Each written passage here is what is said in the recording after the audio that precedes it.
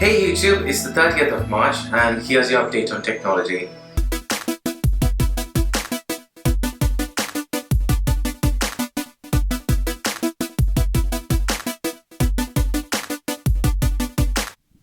Yesterday, Mark Zuckerberg, you all know who Mark Zuckerberg is. Okay, he's the CEO of Facebook. So he did a live unboxing of the new Oculus Rift.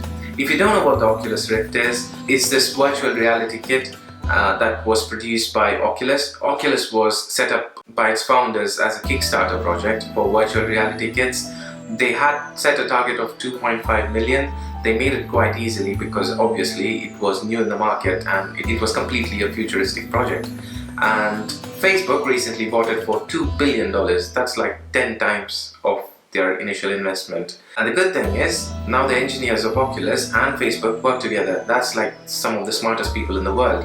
And the child of the marriage between Oculus and Facebook is the new Oculus Rift. Oculus had released two previous products. One was the DK1, where DK stands for Development Kit. This was in mid-2012, and then DK2 came out. This was in late 2014. Those were beta versions, so this is the actual thing, so you can understand why I'm so excited about this one. Mark did a live unboxing of the Oculus Rift on Facebook, and he also gave some technical specifications of the device itself. So this device is all about numbers. The technical specifications of this device is quite amazing. So let me explain the difference between AR and VR. AR is augmented reality and VR is virtual reality. Augmented reality is when your digital display interacts with your physical environment. The Google Glass is a very good example for augmented reality. So when you wear the glass, you must have seen the trailer, or some of you might even have the Google glasses with you. So when you're wearing the Google glasses, there are apps that can be used for taking measurements. So if I was to look at this phone with my Google glasses, it'll just tell me what the length of it and what are the dimensions of this phone is. It sees what you see and it puts a digital interface over that image that you're seeing. This is augmented reality. And virtual reality is when the device you're wearing completely takes you to a different environment. And Oculus Rift is the best example for virtual reality. Virtual reality has been getting very popular in the recent past. This especially after the release of Google's Cardboard project. Samsung's Galaxy VR is based on Google's Cardboard project as well. So how this works is, you open this in the front, you place your phone over here, you close it, and you wear this device on your head. Ridiculous as you may look, this actually is virtual reality. The Google Cardboard is kind of hard to use sometimes because you put your phone inside and it's hard for you to access the menus, because every time you want to press some key on the display, you'll have to open this up and remove it and touch the display. But in Galaxy VR, I think it comes with a remote, or there's something on the side as well with buttons which you can use, which is kind of a good idea. And of course, Oculus, having so much experience in this area, came up with that idea, and it's a collaboration between Samsung and Oculus. The Oculus Rift is taking this whole thing to the next level. So instead of having your phone inside this, it has two small displays, very high resolution displays with very high refresh rates. So it's 1080p displays, two of those. I had a Vuzix VR kit earlier and that wasn't very great. When you wear the Vuzix kit, you feel like you're watching a big screen in a big movie hall, because there's a lot of black space around you and the screen is somewhere far beyond you. Your eyes take about 5 milliseconds to refresh. So if I'm looking at something in that corner of the room and I turn towards the camera, it took me about 5 milliseconds for my eye to cut out that frame and picture this frame. So that's the time it takes, and this is really quick. To be having a very immersive experience with VR, your frame rates on your display needs to be as close to that refresh rate of 5 milliseconds as possible. And the Oculus Rift does it in 10 milliseconds. To give you a picture of how quick 10 milliseconds is, if you're typing on your keyboard, the time taken for the keystroke to be registered on your keyboard and to display on your screen, that takes 80 milliseconds. So You can imagine how short a time frame 10 milliseconds is. And the Oculus Rift display refreshes at that rate. So with the new Oculus Rift, there are much more games that have come in. They also plan on using it for viewing content like a movie or probably a 360-degree movie in the future. And they also intend to use it for social networking, considering Facebook owns Oculus. It also has 360-degree audio, so if you're in the beach on your virtual reality environment and you're turning away from the water, you hear the waves crashing on the shore, and if you turn towards it, you'll get that feeling of it coming in front of you. It's almost like 5.1 audio.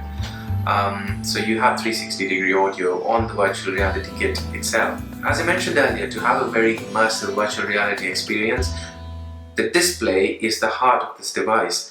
It needs to be very quick and very crisp. The displays on this Oculus Rift is two 1080p displays, which is very high resolution. It has a refresh rate of 90 Hz, which is quick, and it also has a 110-degree viewing angle. This is brought in by two lenses that are in the eyepiece, very similar to the lenses that you see over here, but definitely of much higher quality glass. A 110-degree viewing angle is quite good because this is 90 degrees, so 110 should be somewhere here, so you might be having that much of a viewing angle anywhere you look. Even in normal sight, you don't have a 180-degree viewing angle. You might have some peripheral vision, but you're concentrating on 110 degrees, and that's enough for virtual reality. So some people might have larger heads than others, so the interpupillar distance, that's the distance between the pupils of your eyes, might be different, and you have options to adjust the lenses so that it fits your head properly. As you can imagine, it will require some high hardware specifications. So the Oculus Rift plugs into your PC, and your PC needs to have enough horsepower to power the Oculus Rift. You'll at least need an NVIDIA GTX 970 graphics card. You'll need at least an i5 processor or greater. Also, you'll have to have at least 8 gigs of RAM, the more the better. You need to have an HDMI 1.3 port on it, at least 3 USB 3.0 ports and 1 USB 2.0 port. I don't know what they're using so many ports for, but that's what the requirements are. And it runs on Windows PC now. It doesn't have macOS support, so you'll have to have at least Windows 7 or newer with a 64-bit operating system. So let's imagine this is the Oculus Rift. It has tiny infrared LEDs in the corner. Infrared light is not visible to the naked eye, so you wouldn't see the light coming out of it. And there's something called the constellation sensor, which is placed in front of you on the table. What it does is it constantly tracks these infrared lights, and this way it knows where you're looking. So it has 6 degrees of freedom, so you can lean forward, lean back, turn side to side or up and down. This way it'll know which way you're looking.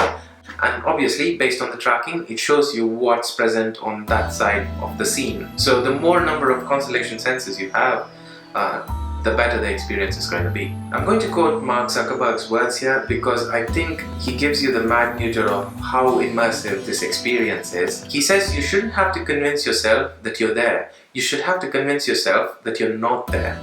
So that's the level of experience you'll be getting from the Oculus Rift. So in the box, you have the Oculus Rift itself and all the cables that connect to it.